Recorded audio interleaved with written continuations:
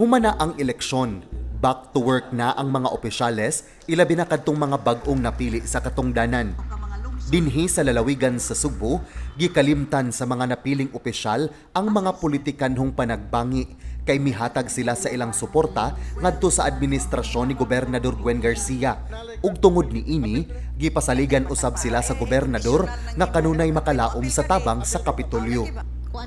Atol sa labing unang tigom nga gipatawag ni Garcia sa mga bag-ong napili nga mga mayores sa kalungsuran og component cities sa probinsya sa Subo, gipadayag sa mga mayor ang ilang suporta sa tanang mga programa sa gobernador, sama sa Sugbusug, Sugbo Negosyo, Sugbo Kahanas ug Enhanced Countryside Development nga ang bugtong tumong mao ang pagpabangon balik sa ekonomiya sa Subo human kini miagi sa pandemya. Kanunay go o sa kalihukan sa provincial government o sa imong mga programs o projects mo suporta gid mi. Sa marasad nga ikaw kanunay nga nagsuporta sa among lungsod, dako kami benepisyo sa imong ipanghatag kanamo.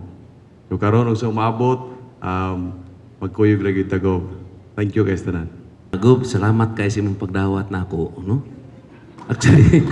Actually Gob gini ikas pag apel ako politika dito jud ko speakas permi, no? So karon committed naman jud ko nimo Gob, no? Ang tawuran Gob imuha na gyud na niya. Naka-commit na ko nimo Gob niya, committed pag yun. Salamat kay Gob. We always look up to you, Gov, and of course, na ang suporta kanunay because you stood up for the people. Unya, ang para sa Una ni ini, misaad na si Gobernador Gwen Garcia nga iya pang dublehon ang iyang paningkamot pagsilbi sa mga Sugboanon isip baw sa makabubungog nga kapin milyon nga botos nga iyang nadawat nga sukad-sukad wala pa mahitabo dinhi sa Sugbo.